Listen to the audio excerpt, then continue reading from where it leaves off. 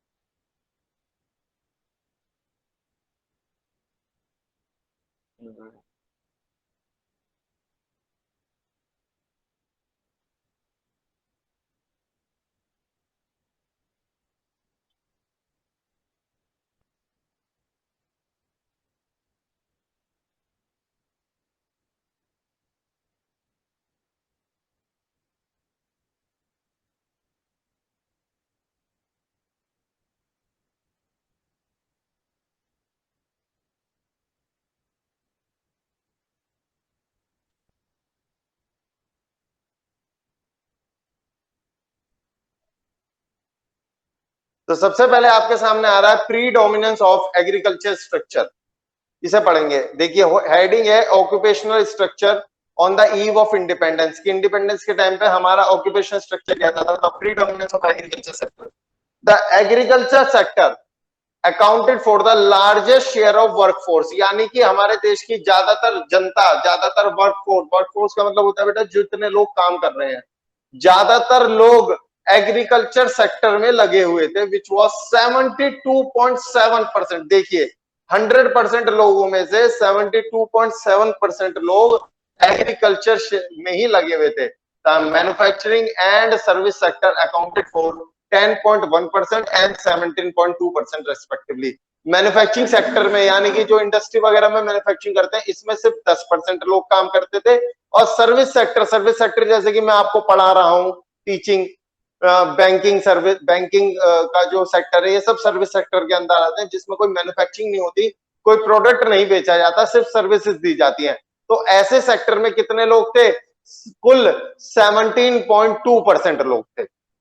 ज्यादातर लोग एग्रीकल्चर में लगे हुए थे, 72.7% लोग एग्रीकल्चर में थे, मैन्युफैक्चरिंग में 10.1% थे, और लास्ट हमारा सर्विस सेक्टर में हमारे 17.2% थे। उसके बाद है हमारा growing regional variation. There was growing regional variation, यानी कि हम ग्रो तो कर रहे थे लेकिन बहुत ज्यादा वेरिएशन था उसमें। In the state of Tamil Nadu, अगर मैं तमिलनाडु की बात करूं, Andhra Pradesh, Kerala, Karnataka, Maharashtra and waste Bengal, the dependence of workforce on agriculture sector. एक मिनट, सॉरी सॉरी बेटा, ये जो there was growing regional variation, ये फुल स्टॉप है ना, फुल स्टॉप नहीं है बेटा, यहाँ पे आपको कोमा लगाना है, ये गलत है यहाँ पे।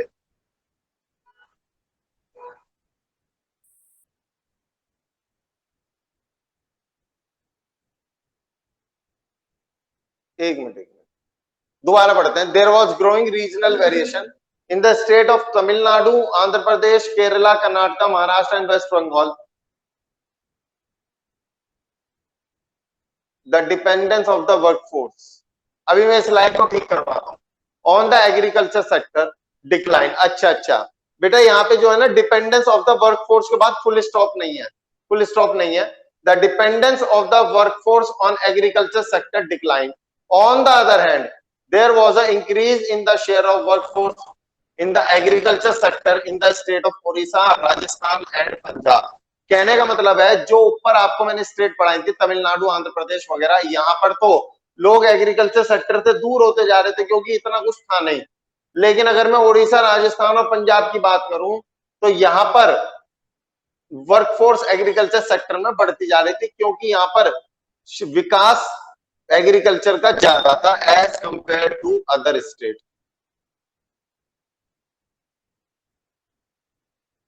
हाँ जी दोस्त, तो उसके अंदर क्या बेटा, एक फुल स्टॉप गलत लगा हुआ है, एक फुल स्टॉप गलत लगा हुआ है, the dependence of the workforce वाला जो है, वहां पे फुल स्टॉप हटा देना आप, ठीक है, जब पढ़ेंगे।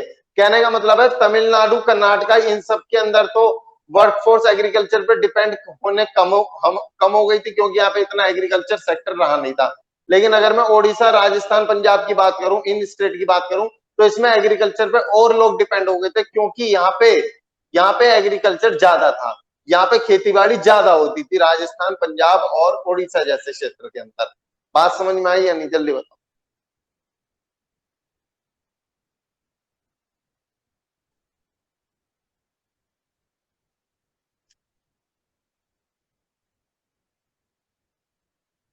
आवर नेक्स्ट टॉपिक इज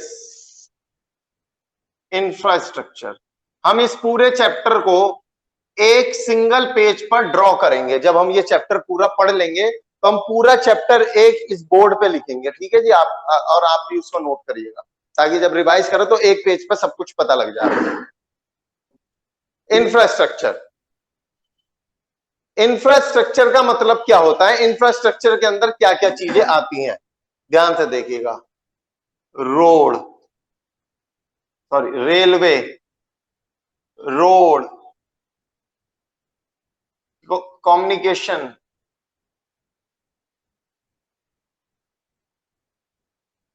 ये सब चीजें इंफ्रास्ट्रक्चर का पार्ट है, ये सब चीजें इंफ्रास्ट्रक्चर का पार्ट है।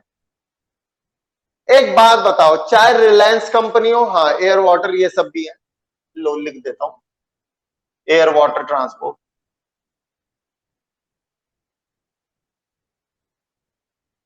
एक बात बताओ, चाहे तो रिलायंस कंपनी हो, चाहे टाटा कंपनी हो, चाहे कोई सी भी कंपनी हो, अगर देश में रोड की सुविधा ना हो, अगर देश में कम्युनिकेशन यानी टेलीफोन वगैरह की सुविधा ना हो, देश में रेल की सुविधा ना हो, देश में एयर वाटर सप्लाई की सुविधा ना हो, क्या ये धंधा कर पाएंगे? जल्दी बताओ, क्या ये धंधा कर पाएंगे? कैसे भेजेंगे इधर से उधर माल, कैसे भेजेंगे इधर से उधर माल, कैसे फोन पे बात करेंगे, ऑर्डर कैसे लेंगे?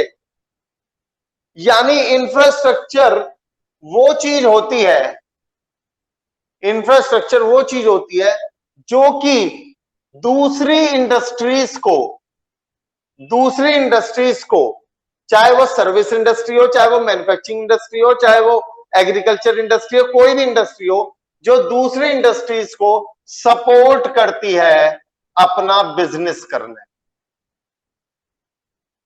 सपोर्ट, ताकि वो अपना बिजनेस कर सकें। Industries support for doing business, ये जो इंफ्रास्ट्रक्चर है ये सपोर्ट करता है इंडस्ट्रीज को कि वो अपना धंधा चला सके। बात समझ में आई या नहीं, जल्दी बताओ।